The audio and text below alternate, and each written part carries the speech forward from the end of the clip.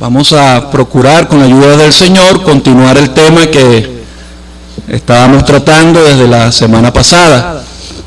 Estamos considerando la manera como Mateo presenta a Jesús como el Rey. Indudablemente que su interés principal era que su escrito llegase a ser leído por los judíos. Todos sabemos que en su gran mayoría la nación rechazó a Cristo. Llegaron a decir: no queremos que Él reine sobre nosotros. Y la razón es que ellos no entendieron. Si Jesús era el Rey, ¿por qué no los libraba del imperio romano? Por lo menos en dos oportunidades hubo el intento de, vamos a decir, de ponerlo a él como un líder político y militar. Hubo el intento de hacerle rey y él se negó. Y la razón era que el Señor quería instaurar en primer lugar esa etapa del reino en la cual Él iba a gobernar en el corazón del creyente. Nosotros formamos parte de ese reino desde el día en el cual decidimos recibirlo a Él como nuestro Salvador personal. Y hermanos, revisemos aquella decisión, porque en esa decisión no solamente le estábamos recibiendo como nuestro Salvador, sino que también lo recibimos como nuestro Rey, como nuestro Señor.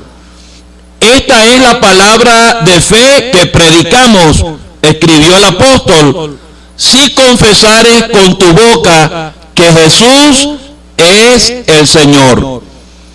Eso va más allá que ser el Salvador. Ser el Señor es ser el Rey, el amo, el que controla mi voluntad. Ahora, el Evangelio de Mateo puede ser enfocado desde ese punto de vista, pero todo depende, hermanos, de lo que usted vea cuando lo lea. Creo que en la semana pasada estuvimos mencionando que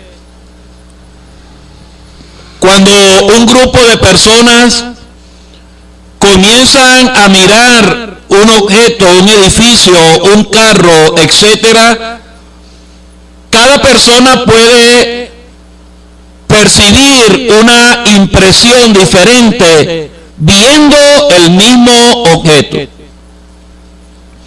Y la verdad es que aunque sean diferentes impresiones, no están describiendo diferentes cosas. Sencillamente es que cada persona está siendo impresionada por algo en particular. Por eso es que uno puede leer también el Evangelio de Mateo y percibir que hay un orden que Mateo quiere presentarnos. Por ejemplo, él está interesado en que nosotros sepamos algunas áreas específicas en las cuales el Señor estuvo de una manera particular. El único que nos informa del pesebre en Belén es Mateo, que nos dice que José con María y el niño tuvieron que ir a Egipto, es Mateo. Que regresaron cuando Herodes el Grande murió, es Mateo. Y prácticamente él es el único que nos dice que el Señor pasó su infancia su adolescencia y su vida adulta hasta el comienzo de su ministerio terrenal en Nazaret. Pero luego, cuando el Señor comienza su ministerio terrenal, yo no sé por qué Él pasa por alto lo que el Señor comenzó a hacer en Judea. Pero allí en el capítulo 4, Él comienza a describir y a narrar el ministerio del Señor en Galilea.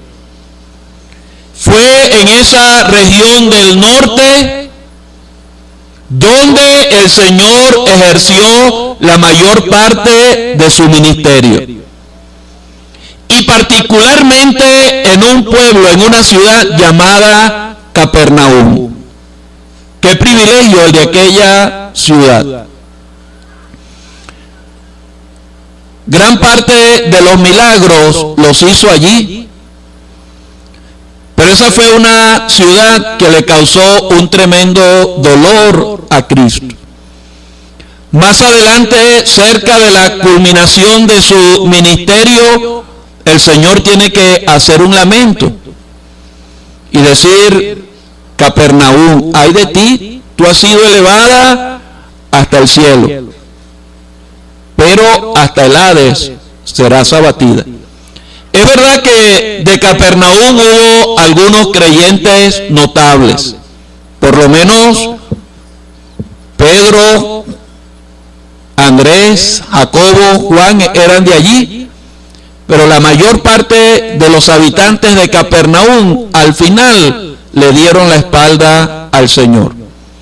Entonces, como hasta el capítulo 19, Mateo está informándonos de lo que hizo el Señor en Capernaum. Es probable que en 2 o en 3 oportunidades el Señor se haya salido de las fronteras. En una ocasión fue a Tiro y a Sidón, y se encontró con aquella mujer gentil. En otra ocasión el Señor fue a Cesarea de Filipos. Era una ciudad gentil.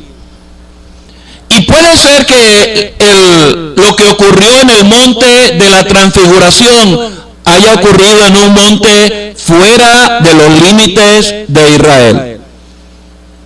El Señor se salió fuera de esas fronteras, y más adelante vamos a ver por qué Mateo ubica en ese espacio esas visitas del Señor fuera de las fronteras de Israel.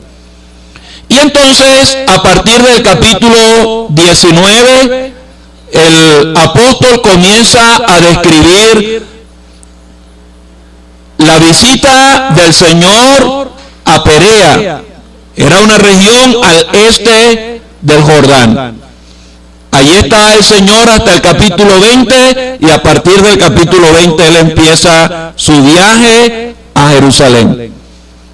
Pasa por Jericó, rumbo a la capital, y allí en Jerusalén fue sorprendido, vamos a decir, fue buscado en el Getsemaní, llevado al día siguiente ante Pilato, y ese mismo día llevado a la cruz. Entonces, puede ser a algunos que les gusta la geografía, bueno, ahí está Mateo presentando ese orden. Pero puede ser que a algunos le llame la atención los magos que sorprendieron a Jerusalén un día, llegaron como personas importantes que eran, pero preguntando: ¿dónde está el rey de los judíos que ha nacido? Herodes se sorprendió y la ciudad se conmovió, pero llegaron a Belén, y cuando vieron al niño abrieron los tesoros, le ofrecieron oro, incienso y mirra, y luego postrados le adoraron. Ahora, pudiera uno tomar en cuenta aquellas 3 ofrendas para bosquejar también el Evangelio de Mateo. En los primeros 7 capítulos, de una manera particular, Mateo está presentando a Cristo como Dios. Por ejemplo, él describe cómo el Señor nació. Un ángel le dijo a José cuando él estaba en ese conflicto, María embarazada y no era de él. El ángel le dijo, lo que en ella es engendrado del Espíritu Santo es. Y cuando María salió embarazada y cuando tuvo a su bebé, se cumplió lo que Isaías había escrito: he aquí la Virgen concebirá y dará a luz un hijo. Eso quiere decir que aquel niño que entró en el pesebre en Belén a este mundo tenía una doble naturaleza. Era hombre porque había nacido de una mujer, pero era Dios porque había sido engendrado del Espíritu Santo. Luego, en la tentación, cuando Satanás está procurando que el Señor se saliera de la senda de la obediencia al Padre, el Señor lo reprende y le dice: al Señor tu Dios adorarás y a Él solo servirás. Es una referencia directa donde Satanás entiende que estaba tentando al mismo Dios. Y el hecho de que los magos hayan adorado al niño y de que María no lo haya impedido, eso significa que ese niño era Dios. Porque en la Biblia Dios no permite que se rinda adoración a otra persona sino a Él. Entonces, así va presentando Mateo a Cristo hasta el capítulo 7, donde la gente cuando termina de hablar se sorprende. No hablaba como los demás maestros. Él tenía autoridad en su palabra porque Él es Dios. Él estaba interpretando lo que Él mismo había inspirado a los profetas a escribir. Por eso Él dice: la verdadera interpretación del mandamiento, no matarás. Y la verdadera interpretación del mandamiento, no codiciarás. Y la verdadera interpretación del mandamiento, no jurarás. Porque Él es Dios. Pero luego, desde el capítulo 8 hasta el capítulo 25, Mateo presenta una fase muy hermosa del Señor, su manera de vivir.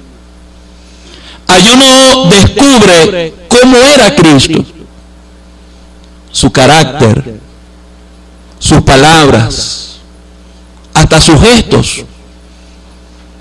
Y creo que ahí está el incienso.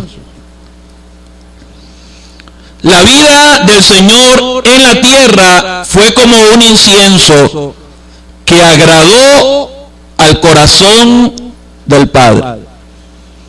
El incienso estaba compuesto de 5 ingredientes. Y en esos capítulos del 8 al 25 uno puede encontrar esos 5 ingredientes. Éxodo capítulo 30, ahí se describe cómo los sacerdotes tenían que preparar el incienso que se usaba en el altar del incienso. Y hay por lo menos 5 cosas que uno nota en esos capítulos. Uno nota la sencillez del Señor, su humildad.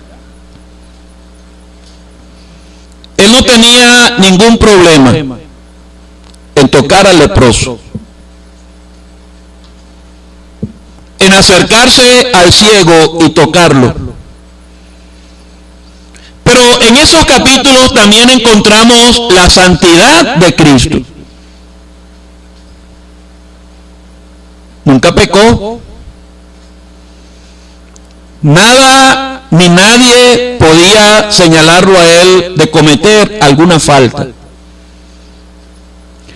También en esos capítulos encontramos la sumisión del Señor. No hizo nada que no le hubiese sido ordenado por el Padre. Siguiendo por la letra S, ¿qué otra cosa podemos decir? Sencillez, santidad, sumisión, solicitud, sinceridad. Mira, hermanos, cada vez que a Cristo lo buscaron, le pidieron ayuda, allí él estaba dispuesto a hacerlo. Ahí está el incienso. Pero luego, desde el capítulo 26 al 28, ahí está la mirra. Para que la mirra sea extraída, el árbol tiene que ser golpeado. Y el primer golpe que se describe en el capítulo 26 lo dio Judas. Traicionó a Cristo. Él comía con él en el mismo plato y lo traicionó. Ese capítulo 26 comienza presentando a una mujer ungiendo a Cristo, y el Señor dice: lo está haciendo para mi sepultura. Por eso es que me parece que esa es la razón por la cual Mateo, cuando describe la sepultura del Señor, él no menciona que le colocaron especies aromáticas. Aparece en otros evangelios, pero Mateo no lo hace.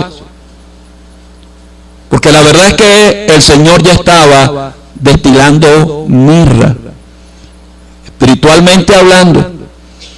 Otro golpe que el Señor recibe en esos capítulos fue la negación de Pedro. Con juramentos y maldiciones. Y ni hablar, hermanos, de los golpes físicos de los soldados, las calumnias de los fariseos y por fin su muerte en la cruz. Golpe tras golpe. Allí el Señor dijo: Dios mío, ¿por qué me has desamparado? El mismo Dios lo golpeó, lo castigó. Pero entonces vemos su resurrección, triunfante sobre la muerte, sobre el pecado. ¿Y cómo termina Mateo? Los discípulos adorándole a él. Si usted quiere ver el evangelio de Mateo así, bueno, también es válido. Pero estamos mencionando que Mateo presenta de una forma particular a Cristo como el Rey. Entonces vamos a leer en capítulo 13. Vamos a hacer un resumen de lo que hablamos ayer en la asamblea en Los Manguitos. Capítulo 13, versículo 1.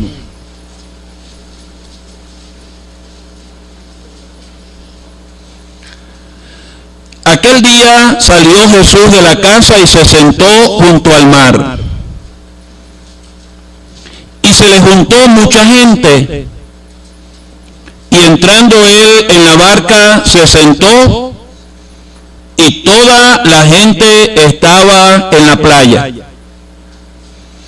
Y les habló muchas cosas por parábolas, diciendo: He aquí el sembrador salió a sembrar. Y mientras sembraba, parte de la semilla cayó junto al camino, y vinieron las aves y la comieron. Parte cayó en pedregales, donde no había mucha tierra, y brotó pronto, porque no tenía profundidad de tierra.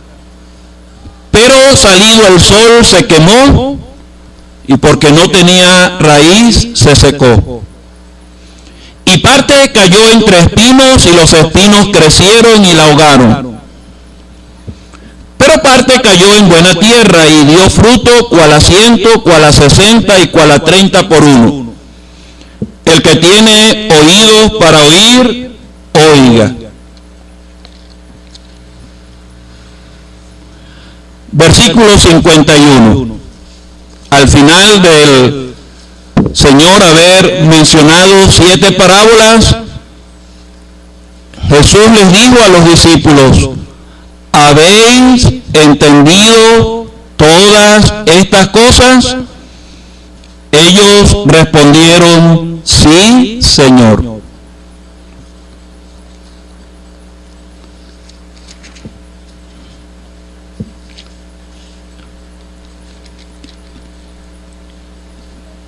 Bueno, vamos a hacer mención de otra pregunta, pero más adelante en el transcurso de lo que hablemos.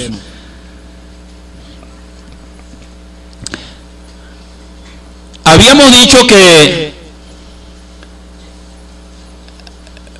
para poder convencer a un judío de que Jesús era el rey, había que empezar por lo que para ellos era más importante: las credenciales.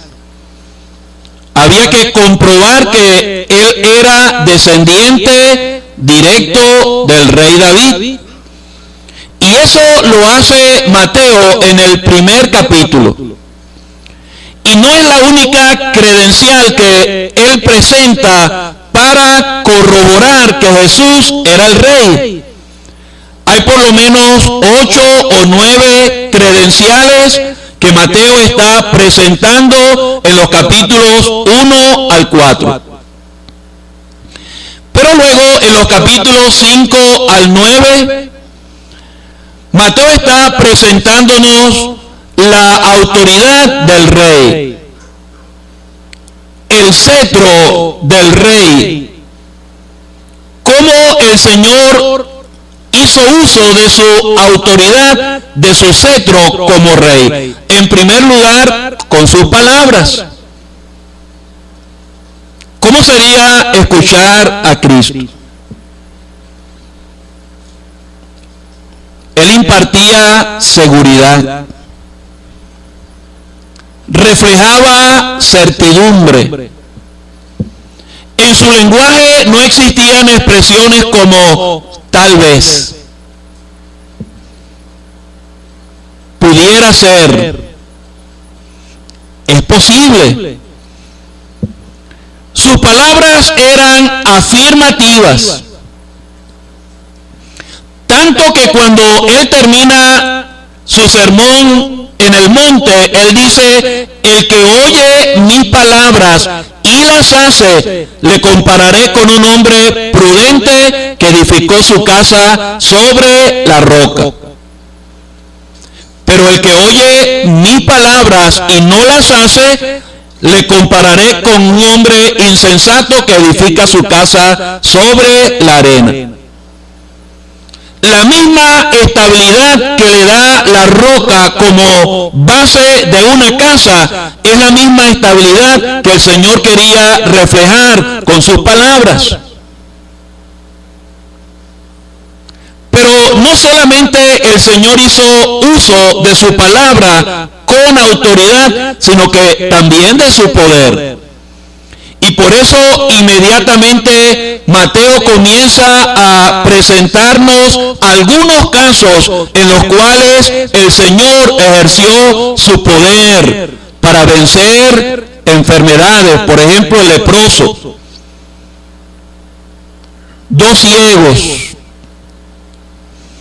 la mujer con flujo de sangre, la suegra de Pedro con una fiebre que la tenía postrada. Pero también su poder sobre las fuerzas de la naturaleza calmó la tempestad, reprendió al viento e inmediatamente se hizo una gran bonanza. Fuerza y poder sobre la muerte, resucitó a la hija de Jairo. Pero fuerza y poder sobre los demonios, expulsó el demonio de los gadarenos. Ahora, cuando Mateo está presentando el el poder de Cristo sobre todas esas manifestaciones de poder que se subordinaron al poder de Cristo, él introduce el caso de dos hombres. Uno de ellos expresa su deseo de seguir a Cristo a donde quiera que él fuese, pero le dice al Señor: espera que primero yo entierre a mi padre. Y el Señor le responde: no. Deja que los muertos entierren a sus muertos y tú ven y sígueme. Y luego él presenta el caso de Mateo, sentado al banco de los tributos públicos. El Señor le dice: sígueme, e inmediatamente dejándolo todo le siguió. ¿Usted no se ha preguntado por qué sería que Mateo, en medio del relato de tantos milagros, presenta el caso de dos hombres? Pudiera ser, hermanos, que Mateo está diciéndonos que las enfermedades, los demonios, la muerte y hasta la misma naturaleza se sujeta a Cristo. Pero nosotros los humanos nos cuesta hacerlo. Y presenta el caso de uno que se sujetó y del otro que no lo hizo. Porque ese que quería enterrar primero a su papá y después seguir al Señor, cuando el Señor le dice: deja que los muertos entierren a sus muertos, la Biblia no dice que él lo siguió. El silencio que guarda Mateo nos hace entender que aquel hombre no siguió a Cristo, no se sujetó a su palabra. Así somos nosotros, hermanos. Pareciera que algunas veces otros están más dispuestos a sujetarse a Cristo que nosotros mismos. Pero luego en el capítulo 10 y hasta el capítulo 12, Mateo está presentándonos o mostrándonos la corte del rey. Todo rey tiene su corte. Daniel llegó a formar parte de la corte de Nabucodonosor. Y creo que llegó a formar parte también de la corte de Darío, rey medo-persa. La corte estaba formada por todos aquellos a quienes el rey delegaba la autoridad para ejercer algún control en alguna parte de su reino. Por eso el capítulo 10 comienza con el Señor escogiendo a 12 hombres y dándoles autoridad para que ellos hicieran lo mismo que él había hecho ya. Sanaran enfermos, echaran fuera demonios y levantaran muertos. Qué sorpresa para ellos aquella vez cuando salieron por los caminos de Israel y se encontraron un enfermo. Solo tenían que decir: en el nombre del Señor. Y al instante el enfermo estaba sanado. Era algo que habían recibido de parte de Cristo. Entonces, así va hasta el capítulo 12. Primero los instruye y después los acompaña para enseñarles en la práctica lo que le había enseñado en la teoría. Y así llegamos, hermanos, al capítulo 13. Y me da la impresión de que en el capítulo 13, y siguiendo con ese tema hasta el capítulo 17, el interés del Señor era que los discípulos llegaran a tener una idea clara de lo que era el reino de los cielos. ¿Usted se imagina a un alcalde que no conozca las calles, los caseríos y las parroquias de su propio municipio? Tiene que saberlo. Los límites, las necesidades, las cosas, cómo funcionan. Eso es lo que el Señor quería hacer con los discípulos, que ellos conocieran el reino de los cielos. Por eso en este capítulo el Señor está hablando 7 parábolas o 7 misterios del reino, y en esos 7 misterios el Señor está definiendo lo que es el reino de los cielos. Y al final Él termina haciendo una pregunta: ¿ustedes han entendido lo que yo os he dicho? Ellos respondieron: sí, Señor, pero en el fondo todavía no lo habían entendido bien. Mire, hermanos, ¿entendemos nosotros lo que es el reino de los cielos? Para entenderlo, tenemos que leer las 7 parábolas. Uno puede ir agrupando esas 7 parábolas de 2 en 2 y la última queda solita. En las primeras 2 parábolas, Él está hablando de 2 sembradores. Primero, el sembrador que sale esparciendo su semilla. En aquellos tiempos el trigo se sembraba esparciendo la semilla.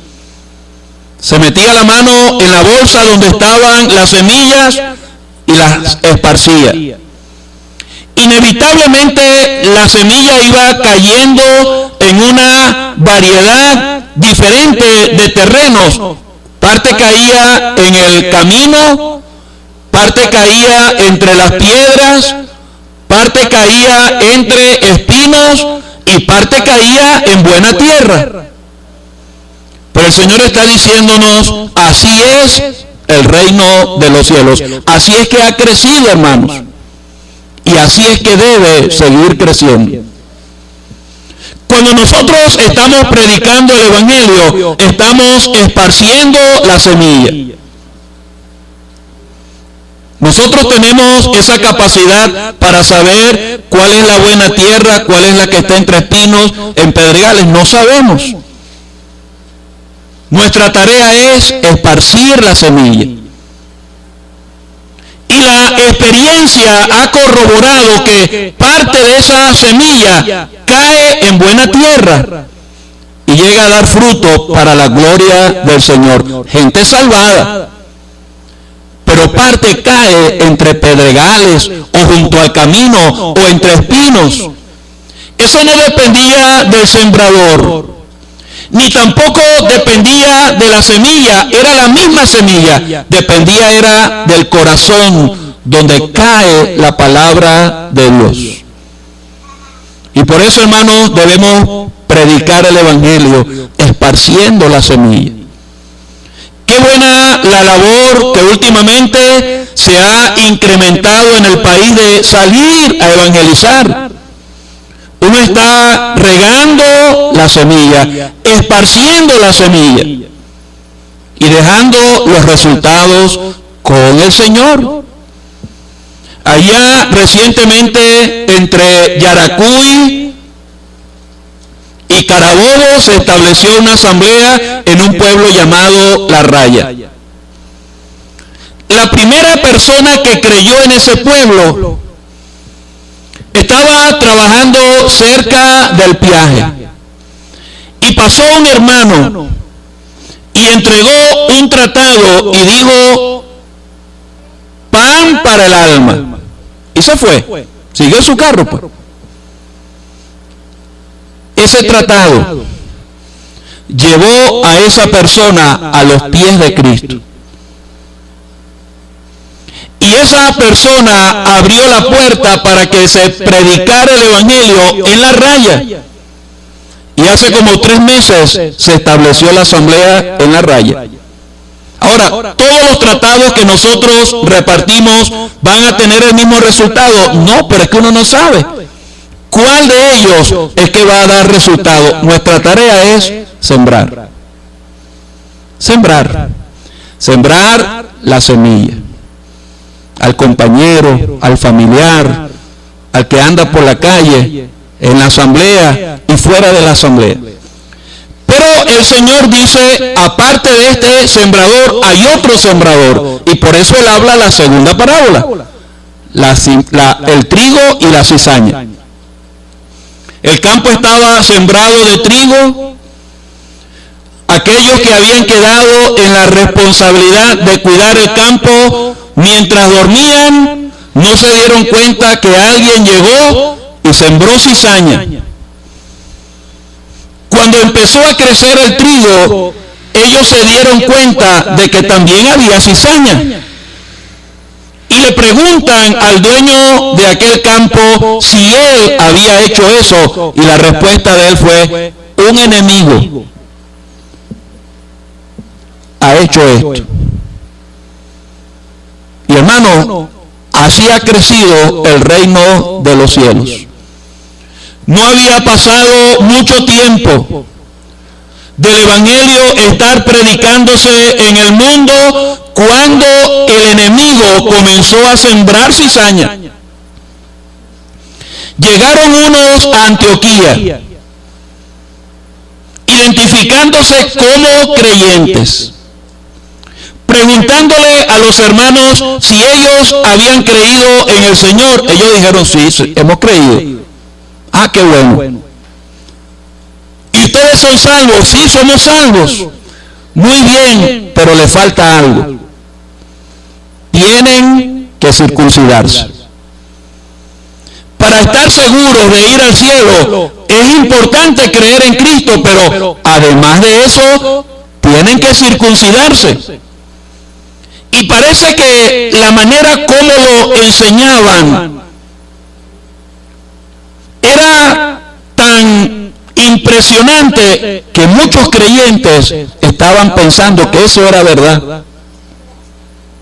Un enemigo haciendo eso, procurando mezclar el trigo con la cizaña y trastornar la fe de aquellos creyentes genuinos. Y a partir de ese momento, hermanos, el enemigo ha hecho eso. El tiempo, 1 hora o 2 horas, no daría para mencionar tantas corrientes llamadas cristianas, pero que no son otra cosa sino cizaña, que han venido creciendo juntamente con el trigo. ¿Y sabe cuál es nuestra tarea, hermanos? Discernir. Estos que estaban mirando se acercaron y estaban entendiendo: no, eso no es trigo, eso es cizaña, y querían arrancarlo. El Señor dijo: no, déjenlo.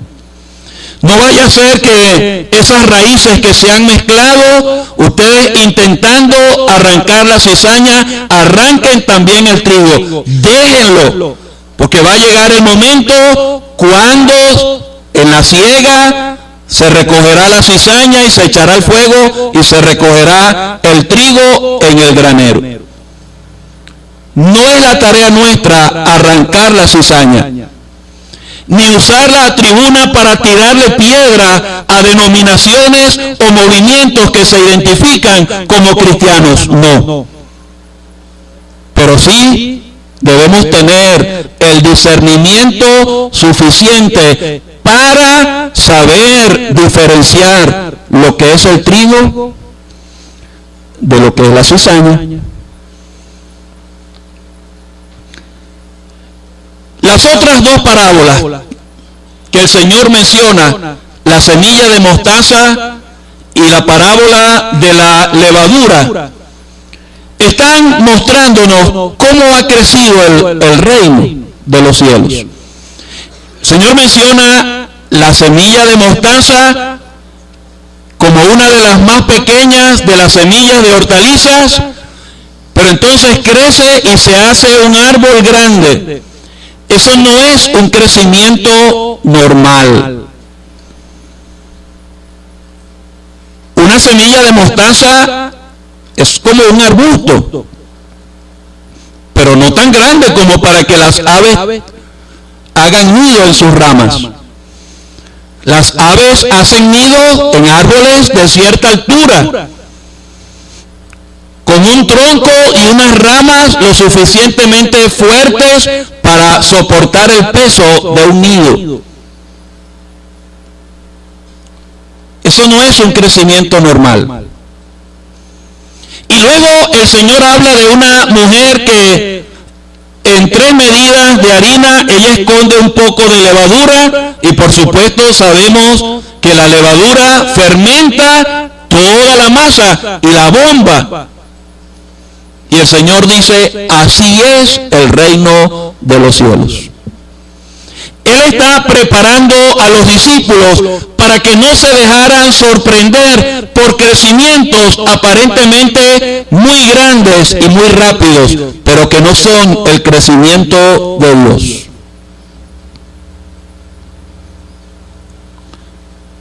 En Puerto Cabello la obra tiene como 100 años. Por la gracia de Dios hay varias asambleas, pero le ha costado crecer. Hoy día es un poco difícil ir en cualquier día del año y no encontrar, aunque sea un lugarcito donde se esté predicando el Evangelio, pero ha tardado en crecer. Se han establecido paralelamente a eso en tiempos recientes grupos identificados como creyentes. Empiezan en una casa y a los 2 meses tienen un galpón muy grande. Y en algunos de esos grupos tienen que hacer un culto en la mañana con un grupo y un culto en la tarde con otro grupo, que no caben para hacer el culto simultáneamente. Y uno se pregunta, ¿eso es un crecimiento normal? ¿O será que hay aves que están haciendo allí sus nidos? Las aves en este contexto es un símbolo de los demonios, de Satanás. Y algunas veces uno se ha acercado, no es que uno ha ido a los cultos, pero se ha acercado para conocer algo. Hermanos, es como un pan con levadura. Se ha bombado, pero es solo aire. Es un crecimiento que no es normal. ¿Usted se sorprende con algunas congregaciones que crecen muy rápido? Se deja impresionar pensando, allí está el Señor. Piense en la semilla de mostaza que está hablando el Señor aquí, y piense en la levadura. Mira, hermano, donde hay música y hay instrumentos, eso tiene que incrementar el número de asistentes, pero es levadura. Y si queremos tener un conocimiento claro y diáfano de lo que es el reino de los cielos, aquí está el Señor definiéndonos lo que es el reino de los cielos. Uno algunas veces, yo estaba hablando ayer con los hermanos, apareció en el patio de la casa una matica de tomate. Ni mi esposa, ni las muchachas, ni yo sembramos tomate. Tiene que ser los pájaros, dejaron caer y creció el tomate. Y en un año hay varias cosechas de tomate. Pero mi esposa sembró hace como 4 o 5 años una semilla de aguacate. Y le ha echado agua. Échale agua, le dice. Hasta el año pasado, dele machetazo al árbol.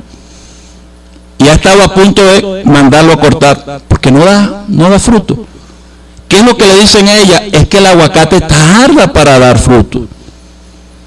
Hay que esperar que dé el fruto. Así muchas veces, hermanos, es el crecimiento normal del reino de los cielos.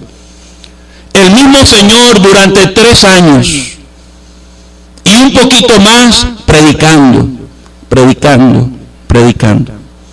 haciendo milagros y milagros y milagros. No llegó un momento cuando él, siendo fiel al mensaje, la gente empezó a decir, dura es esa palabra, ¿quién la puede oír? Y la gente empezó a alejarse de Cristo. Y cuando el Señor estaba en el Calvario ¿Cuántos le acompañaron? El día de Pentecostés solamente 120. ¿Y dónde estaban los 5,000? Y los 4,000 que comieron de los panes multiplicados. Al Señor le costó que aquel grupo creciera, pero ese fue un crecimiento normal. Entonces vienen otras dos parábolas. En una, el Señor está hablando de un hombre que encuentra un tesoro y lo esconde, y luego va y compra todo el campo, vende todo lo que tiene y compra el campo donde él había escondido el tesoro. Y en la otra parábola habla de un mercader.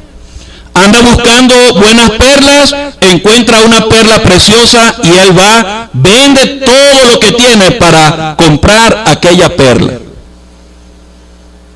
Es que en el reino de los cielos, hermanos, hay dos pueblos especiales para Dios. Cuando Dios sacó a Israel de Egipto, le dijo a Moisés: ellos serán mi especial tesoro. Hermanos, Dios ha escondido ese tesoro. En medio de las naciones, Israel es como un tesoro escondido. ¿Y sabe cuándo es que ese tesoro va a salir a la luz? Cuando el Señor venga en gloria y ejerza el control de toda la tierra. Pero ahí hay un tesoro escondido. Tesoro de Dios. Cuidado, hermanos, con meterse con Israel. Usted lee la misma Biblia que yo leo. Cuando Dios habló con Abraham al llegar a la tierra de Canaán, está diseñándole el plan que él tenía con Abraham y su descendencia, formar de él una gran nación. Y allí Abraham oyó las palabras de Dios: bendeciré a los que te bendijeren y a los que te maldijeren maldeciré. Usted sabe que hubo alguien que maldijo a Israel. ¿Usted recuerda las palabras? Desde sus entrañas. Y ahora, desde sus entrañas, está padeciendo un mal. No hay que meterse con Israel.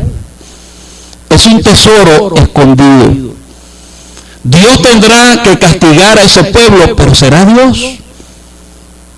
Y el otro tesoro para Dios es la perla. El otro pueblo, una perla preciosa. Cuando Colón llegó a las costas del país y llegó a la isla de Margarita, se sorprendieron de que los indígenas sacaban de las profundidades del mar tremendas perlas. Por eso se llama Margarita. Margarita es la palabra griega que significa perla. Pero mire, hermanos, cómo se forma una perla en el corazón de una ostra. Allí entra una arenita, un granito. Causa una herida dentro de aquella ostra. Y como un mecanismo de defensa, aquella ostra comienza a producir un material que va cubriendo por capas lo que le causó una herida. Y cuando termina aquel proceso, se ha formado una perla preciosa. Y hermanos, en la cruz nosotros le causamos una gran herida a Cristo. La Biblia dice: Él fue molido por nuestros pecados. Él fue herido por nuestras transgresiones. El castigo de nuestra paz fue sobre Él. Pero en la cruz el Señor comenzó a rodear esas heridas que le causamos con ese manto de amor y de justicia. Y nosotros somos la perla preciosa de Dios. Para poder encontrar una perla hay que hundirse en el mar. Llegar hasta las profundidades del mar y allí sacar la perla preciosa. En la cruz se sumergió en el océano del dolor y del quebranto.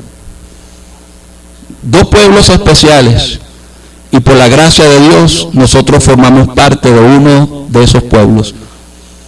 Pero entonces, la última parábola, el Señor está describiéndonos un evento final y lo presenta como alguien que echa una red y saca a la orilla una gran cantidad de peces y comienza a separar los peces buenos de los peces malos. El Señor dice, así será al final. El Señor conoce los que son suyos. Él hará una separación entre los perdidos y los salvados. Yo no conozco mucho de peces, pero algunas veces uno está allí en la orilla, en el malecón, y siempre hay personas pescando allí en las noches, y uno ve que echan el anzuelo y de repente sacan algo. Ven lo que sacaron, lo echan en la cesta, pero de repente sacan algo, ven lo que sacaron y le echan otra vez al mar. Es que saben diferenciar entre un pez y otro. Usted sabe y yo sé. Eso es lo que el Señor está enseñando. Si queremos tener una idea de lo que es el reino de los cielos, debemos hacer uso del discernimiento espiritual para distinguir entre el que es y el que no es. Por eso el Señor al final pregunta, ¿ustedes entendieron lo que yo les dije? Ellos dijeron, sí, Señor. Me parece que fue una respuesta algo precipitada. Fue sincera, pero quizás algo precipitado. La cosa es, ¿nosotros lo entendemos? Más adelante, antes de terminar esta sección, en el capítulo 17, el Señor vuelve a hacer una pregunta. ¿Qué dice la gente que soy yo? Y los discípulos habían escuchado una cantidad de opiniones. Unos dicen que tú eres Juan, otros dicen que eres Elías, y otros dicen que tú eres el profeta. Y el Señor les dice a ellos, ¿y ustedes? ¿Qué dicen ustedes que soy yo? Y ahí está Pedro diciendo, Señor, tú eres el Cristo, tú eres el Rey de Israel.